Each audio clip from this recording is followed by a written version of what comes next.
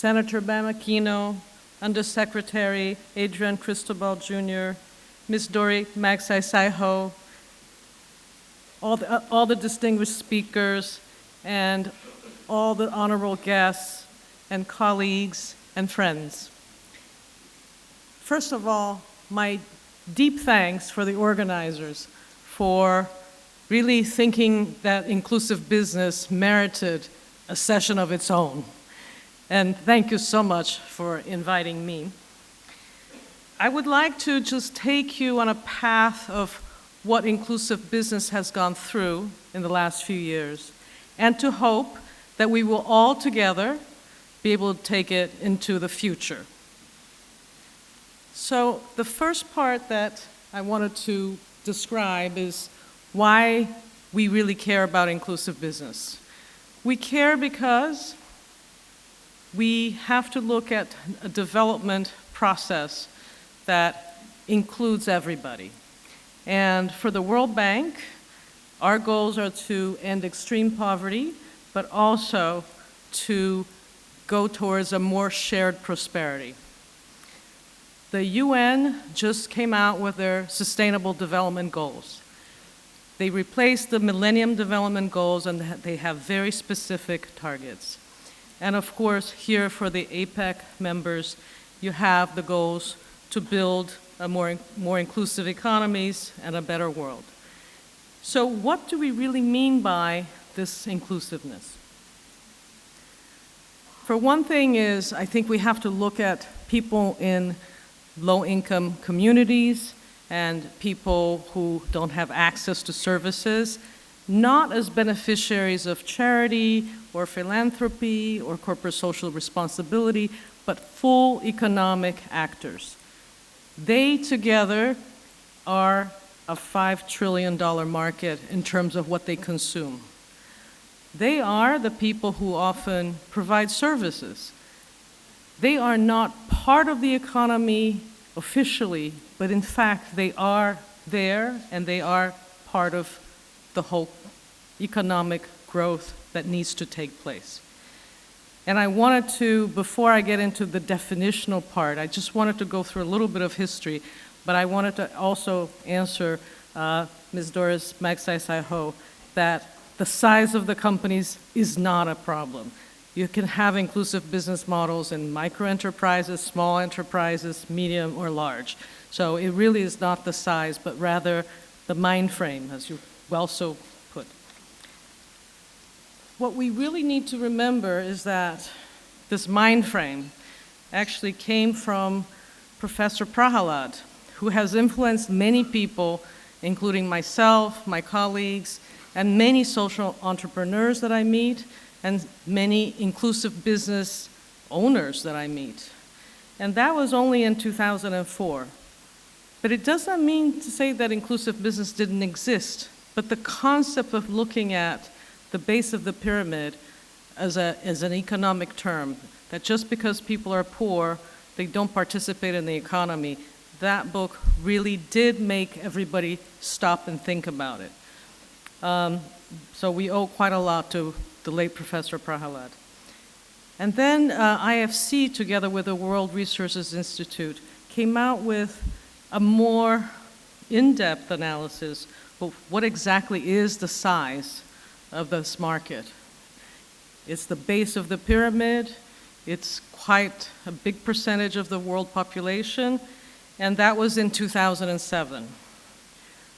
I want to also mention that the UNDP came out with very good market-based solutions for the poor type, studies, and we ourselves at IFC have come out with case studies really trying to look at exactly how do these businesses that incorporate the poor in their value chain operate. So we actually do have quite a lot of publications and quite a lot of evidence. So I think that's the most important thing, that we're just not talking about, what we wish it to be, but it is based on the truth. So what are we defining inclusive business as? And I can only speak from our experience, but what we're trying to say is that the private sector companies in their own business models to integrate the men and women at the base of the pyramid. And it really is something that is on all sectors. It is not just one sector or another. And more, we're including health, education, and some of the softer sectors that we didn't have at the beginning. We at IFC have come out with our own definition, and I'm sure people come out with other definitions. But we were able to, through quite a lot of hard work, together with the UNDP, at least have a kind of a working definition that the G20 members have accepted. And that is that inclusive business is a private sector approach to providing goods, services, livelihoods on a commercially viable basis, either at scale or scalable, to people at the base of the pyramid by making them part of the value chain of companies. But it has to be the core value chain of the company, as suppliers, distributors, retailers, or consumers. We have enough evidence base to really show that companies that have this enlightened self-interest have looked at this and said, this is something where it really makes sense. This is one way that the private sector can really improve the lives of men and women from low-income, communities. This is one way for people to have the ability to get out of poverty. And it is not CSR. It is not just purely community engagement for the sake of engagement. It is something that makes business sense.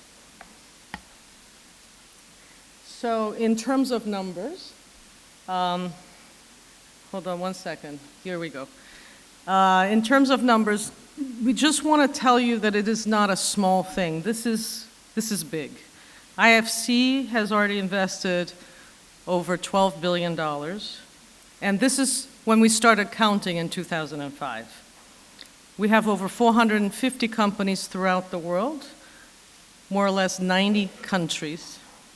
And together with our client companies, we have reached over 300 million people, either farmers, students, patients, utility customers, or microfinance borrowers. So we're really talking about an impactful way through the private sector, through companies, whether they're large, small, medium. This is what we're reaching. So it is something that we all have to think about in terms of the efficiency of development. And as we know, there is a huge gap for the money towards development in the next few years. It's estimated to be very, very high. Our next moderator will talk about that, but we have had all the multilaterals get together and really talk about finance for development. What are the needs? And the needs are huge. So this inclusive business model type finance it seems large, but it actually, compared to the needs of trillions of dollars, is just one piece of the puzzle.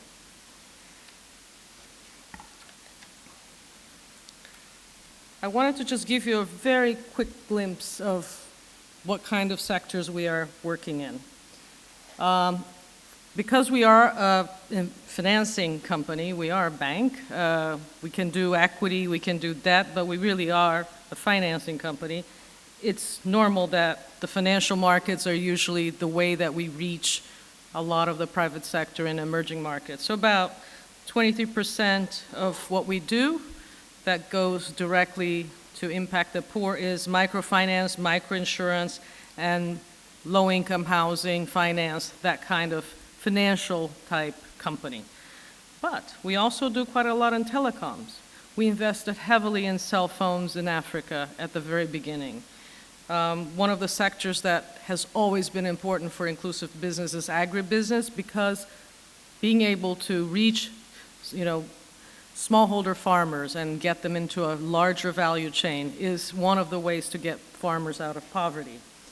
Having said that, we also have health, education, infrastructure, manufacturing. So in all the sectors that the IFC is working in, we do have projects that have inclusive business models.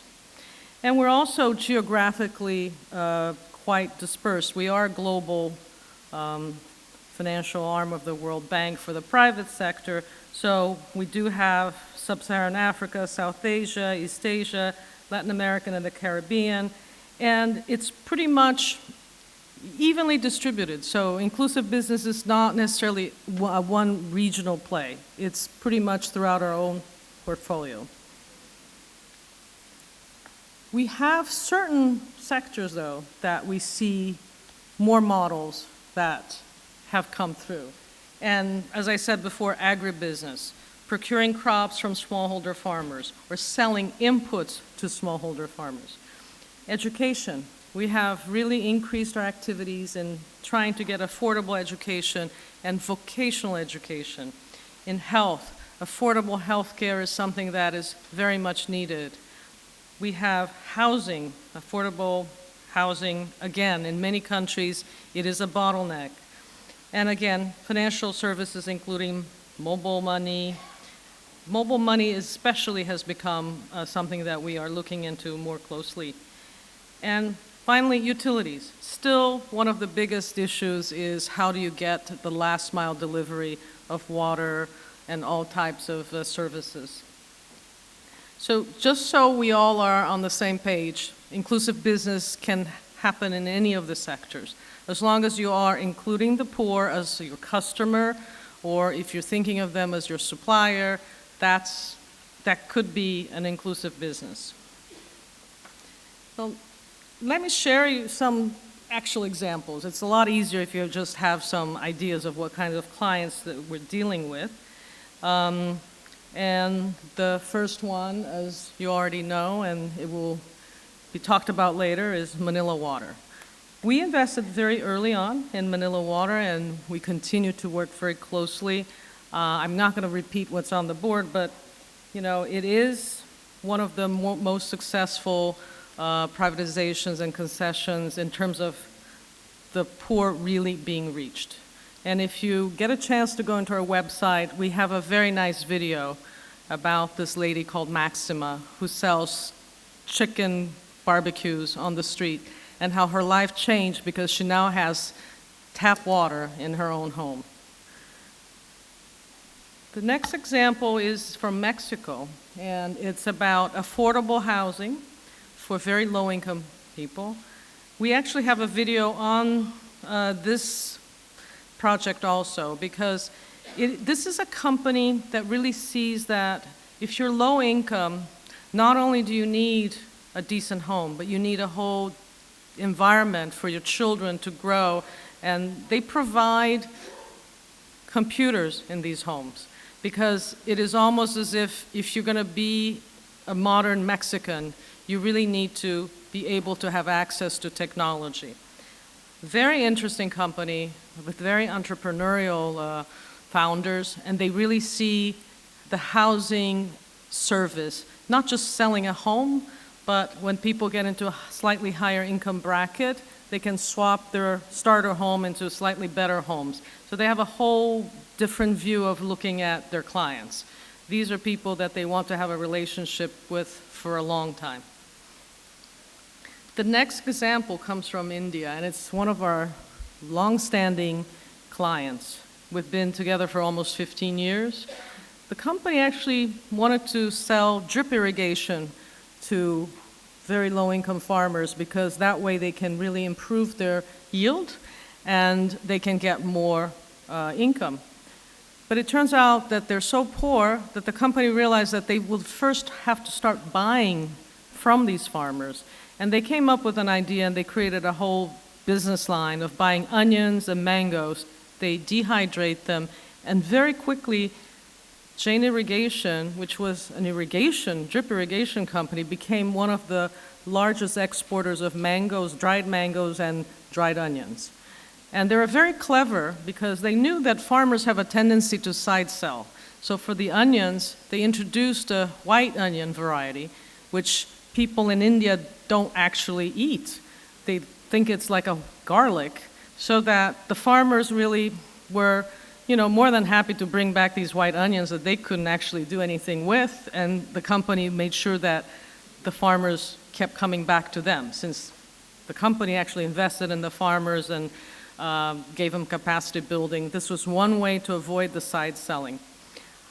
Chain irrigation has actually trained more than like 3 million farmers in the process of trying to really spread the use of drip irrigation. And they are happy to do that because they realize that at the end of the day, if they're going to sell drip irrigation, they do have to do that type of training. It's a family-owned business, and they have the long-term view of what it is that their company will be achieving. And they really are very much wedded to improving the lives of farmers and making them able to get better yields by using the drip irrigation. So it's kind of one of the interesting companies where the smallholder farmer not only is a consumer of drip irrigation, but they can actually turn out to be a supplier of onions or mangoes. Finally, one of our more recent clients, but a very, very interesting one, Bridge Academies actually started out as a social enterprise, but very, very much from the beginning, they ran it as a business. And they are providing really low-cost education to people who live in slums. And they're doing it by using technology, by being able to train the teachers using, iPads and so forth, and to be able to really look at each of the students' progress in a technological way so that the teacher just has to concentrate on teaching in the classroom, not about creating the study, the courses, and this and that. They are given a lot more prepackaged course materials and also evaluation type materials. I think I chose this example because this is actually something that is a bit controversial, because in some countries, primary education is still in the public sector, and there's a lot of teachers' unions and many people who were against this specific project. There was a lot of press saying, it should not be in the hands of the private sector. Not only private sector, it's actually a foreign company. And as a foreign company, they actually get taxed at a much heavier rate. Regardless of all those impediments, the company is still growing and is going to probably go from Kenya to some other countries in Africa. So perhaps this is an area, especially health education, where the private sector and the public sector have to have a better dialogue. Because if at the end of the day, we're trying to provide low-income people with a better education, there are things that the private sector can bring to the table. Now that I've given you like an overview of what IFC has found, again, from our own client base, we didn't invent inclusive business. These things existed. It was only that we decided at one point in time, this looks very interesting. Let's go deeply into our portfolio. And that was 2010. Oops. Let's see if we can go on to the next slide, but I will continue because, okay. Well, the next slide is really on what we have been doing with the G20. My colleague from the UNDP, Marcos Neto, is here, and he will probably say a few words later before he moderates the next session. But we have been working very, very closely together with the G20 for the last 9 months or so. And the Turkish presidency came and asked to create a framework on inclusive business. And what is important to say is that the framework is very inclusive. We created a framework that takes into account all private sector actors that are doing some type of activity that actually impacts the lives of the poor. And what we accomplished in the 9 months or so is to, first of all, really create an awareness in the G20 members about the private sector. We wanted to have, at the call of the leaders this weekend, there will be a little brief notice saying that all the G20 countries should look into inclusive business as an important tool. to help alleviate poverty, and that we also were able to convince the G20 members that it would be worth having more policy dialogues between the private sector and the public sector, specifically on inclusive business.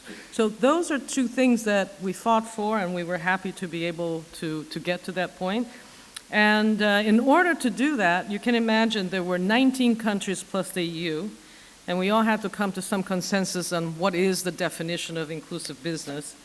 And so we came up with a framework. So this is the approach to inclusive business. I'm going to go very quickly through here because I think there are important points on this kind of definition. One is that we wanted to separate the type of relationship between the business and the low-income communities. And this is a business, so we wanted to clarify what were the expected financial returns or no expected financial returns. And as a business, you need to get funding. So we wanted to identify what kind of funding for each type of these, what we call the framework. So the first one, the one that IFC knows really well, we called it inclusive business models. The relationship between the company and the low-income community or low-income people is that they are part of the core value chain. The financial return expectation for our investment in a company that does inclusive business models is the market return for that sector in that country. And the funding that we provide is of commercial level return. You know, International Finance Corporation is part of the World Bank Group, but when we finance private sector, we do it at the market rate. Now, the second type is what we call inclusive business activities. These are activities often by multinational companies that want to either because they, in that one country they're in, they want to show that they really have a commitment, but it's not 100% of the business. So we're calling it as an ancillary activity.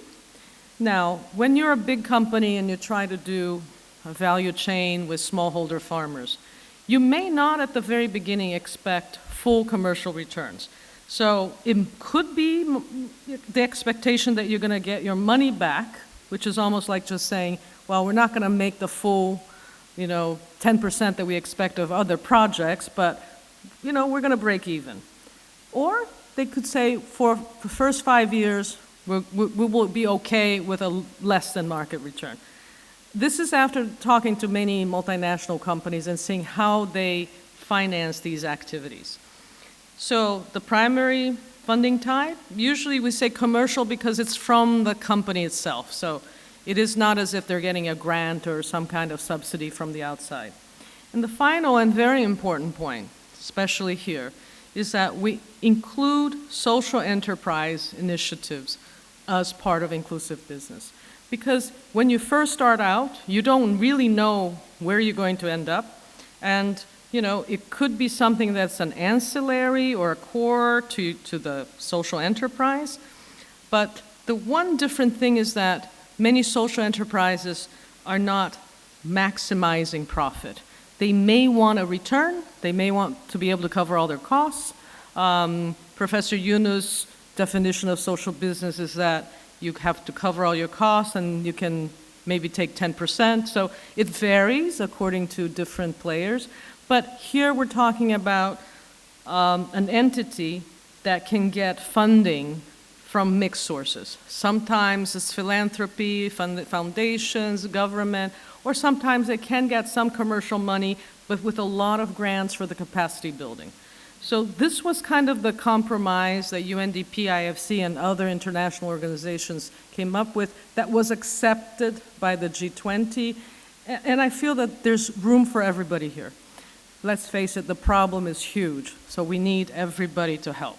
But we created at least a framework that fits in many of the players that we see. And we hope that we can perfect this or be a little more precise, but this just gives you an idea that there are many players out there, there are many types of funding, there are many types of goals, but if we are at the end of the day trying to help poor women and poor men who happen to live in a community that have no access to finance, that have no access to services, and a company or a social enterprise wants to help, it is an inclusive business.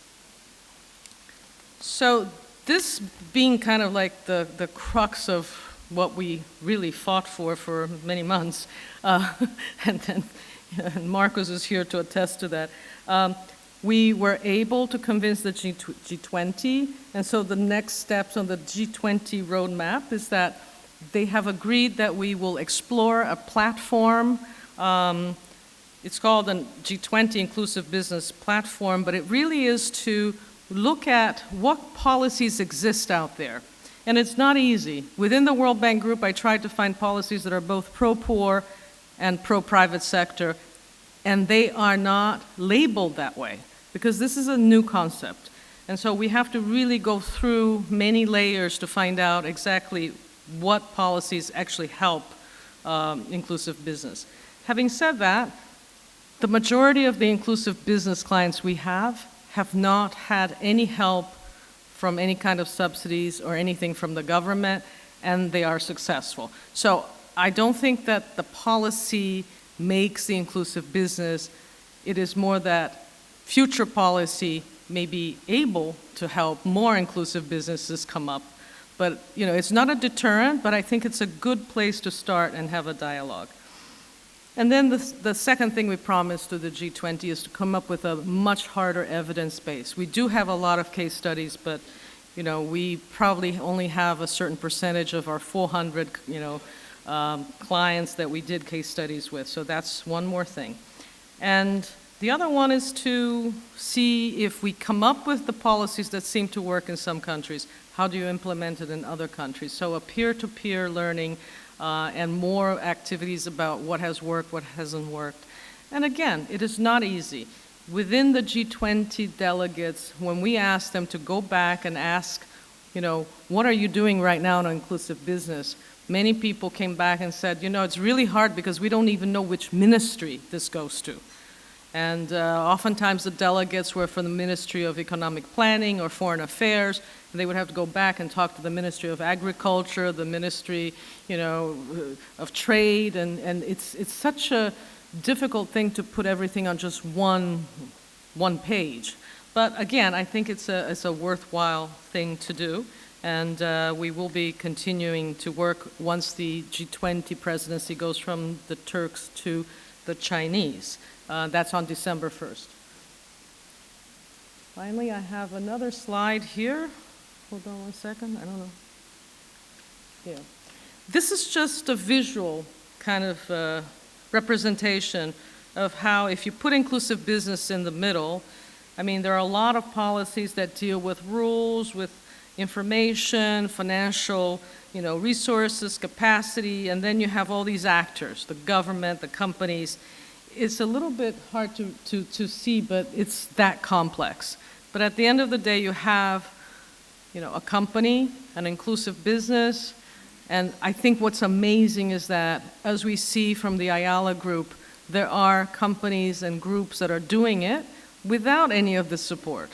So, it is not as if we cannot do it. We know it can be done.